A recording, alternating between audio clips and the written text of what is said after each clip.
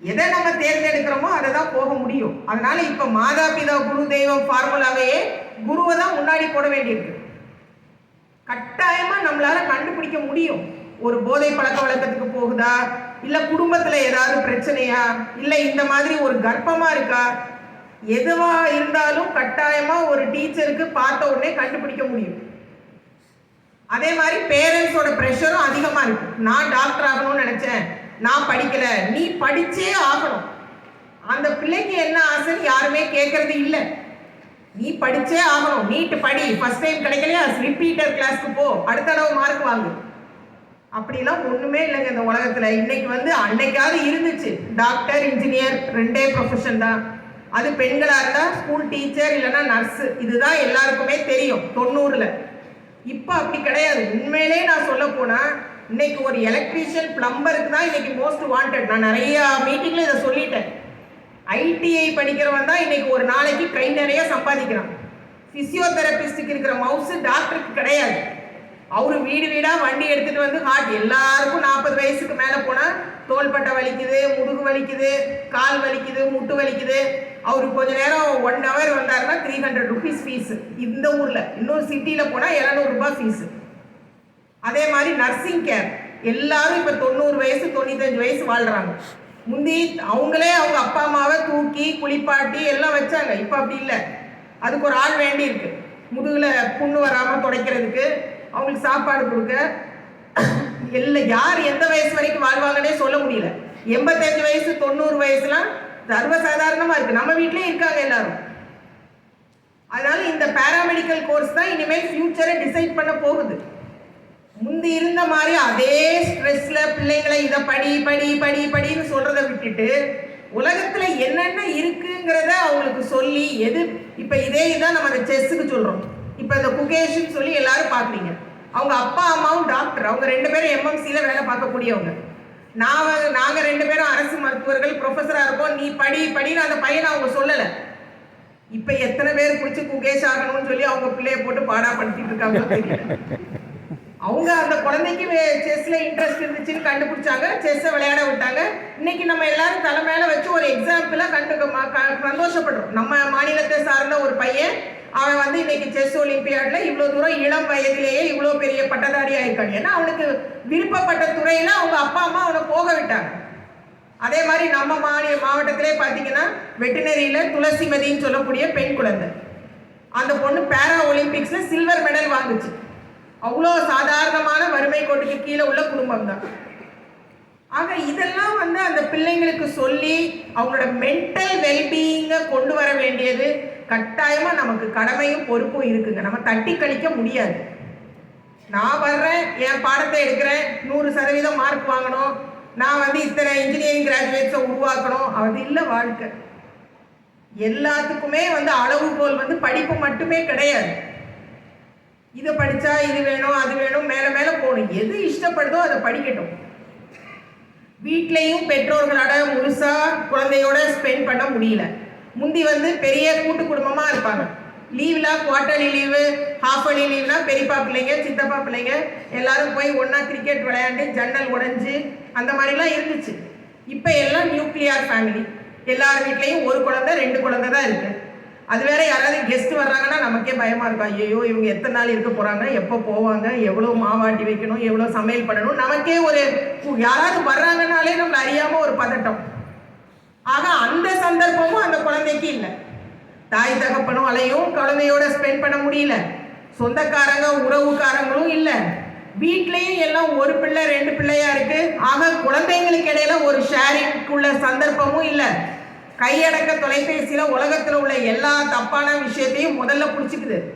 டிவியில 24 மணி நேரமும் 1000 சேனல் ஓடிக்கிட்டு இருக்குது. பெற்றோர்கள் நான் டாக்டர் ஆகணும்னு நினைச்சேன், நீ டாக்டர் ஆகல, நீ படி படி படின்னு ஒரு பக்கம் குழந்தைய போட்டு ஐஐடியில படி, ஜேஇ படிக்க பரீட்சை எழுது, அந்த யூனிவர்சிட்டிக்கு போ, இந்த யூனிவர்சிட்டிக்கு போன்னு சொல்லி இன்னும் கொஞ்சம் அந்த குழந்தைய ப்ரெஷரைஸ் பண்ண வேண்டியது. இதெல்லாம் ஒரு பிஞ்சு குழந்தையா வளர வேண்டியதுல இவ்வளோ ப்ரெஷர் வர்றதுனால தான் அது என்ன பண்ணுது, யாராவது அதுக்கு ஒரு இறக்கமா பேசினா அது கடைசியில போய் லவ் அஃபேர் ஆகி செக்ஷுவல் இன்டர்கோர்ஸ் ஆகி குழந்தை உண்டாகிற அளவுக்கு போயிடுது. இல்லை அது மனசில் வந்து போக்ஸோ அந்த மாதிரி தவறான ஒரு பேட் டச்சு அந்த மாதிரி ஒரு பழக்க வழக்கத்துக்கு போகுது, இல்லை ட்ரக் அடிக்ட் ஆகுது, இல்லை இந்த மாதிரி கடைசியில் எதுவுமே அதுக்கு மனசுக்கு விருப்பம் இல்லைன்னா சூசைடில் போய் முடியுது. இப்போ நான் சின்ன புள்ளி விவரங்கள் மட்டும் நான் எடுத்துகிட்டு வந்தேன், நான் அதை மட்டும் உங்ககிட்ட சொல்ல விரும்புகிறேன்.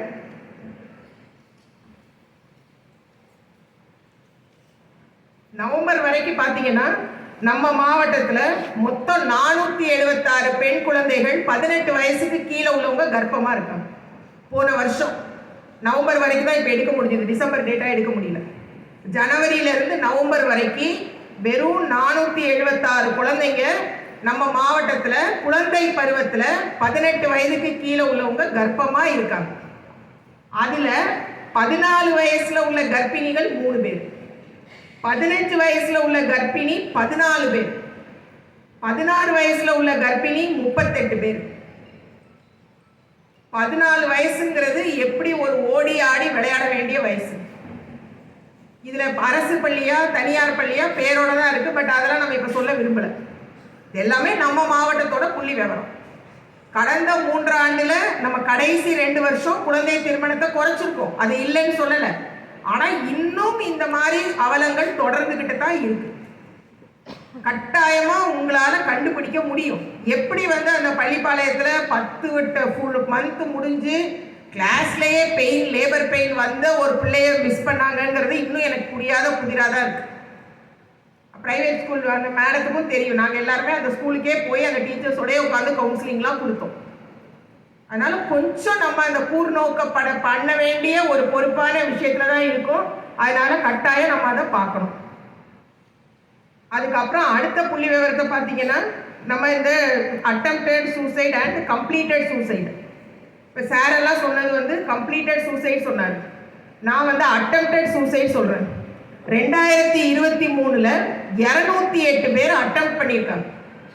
இது வந்து அட்டெம்ப்டட் நான் சொல்றது நம்ம ஆஸ்பத்திரிக்குள்ள வந்தவங்களோட எண்ணிக்கை தான் இது. அதுவும் அரசு மருத்துவமனையில் வந்த புள்ளி விவரம் தான். இதுல தனியார்ல போய் ரகசியமா போய் எத்தனை பேர் வைத்தியம் பண்ணாங்களோ அதெல்லாம் நம்ம கிட்ட வரல. மெடிக்கல் காலேஜில் மட்டும் 2023 110 குழந்தைங்க அட்டெம்ப்டட் சூசைட். ஜிஹெச்ல போய் அட்டெம்ப்டட் சூசைட்ல போனது 98 குழந்தைங்க, ஆக 208. இதுல 151 பேர் பெண் குழந்தைகள், 57 பேர் ஆண் குழந்தை. போன வருஷம் பார்த்தீங்கன்னா இந்த நம்பர் வந்து 142, கொஞ்சம் குறைஞ்சிருக்கு. மெடிக்கல் காலேஜுக்குள்ளே வந்தது 95, ஜிஹெச்சுக்குள்ளே போனது 47. நான் சொல்கிறது அரசு மருத்துவமனை புள்ளி விவரம் மட்டும் தான் நம்மளால் எடுக்க முடிஞ்சது. தனியார் மருத்துவமனையில் வெளியில் சொல்லவே மாட்டாங்க, ஏன்னா அந்த குழந்தை நாளைக்கு படிக்கணும், கல்யாணம் பண்ணணும், இது எல்லாமே அட்டெம்ப்டட் சூசைட் தான், உயிரோட தான் இருக்காங்க. ஆனால் நம்ம அவங்க எந்த நேரமும் அவங்க வல்னரபிள். ஒரு சின்ன நெகட்டிவான வந்தாலும் ஒரு தடவை ட்ரை பண்ணவங்க டக்குன்னு போய் அடுத்த தடவை கம்ப்ளீட் பண்ணுறதுக்கும் ஒரு நிறைய வாய்ப்புகள் இருக்குது.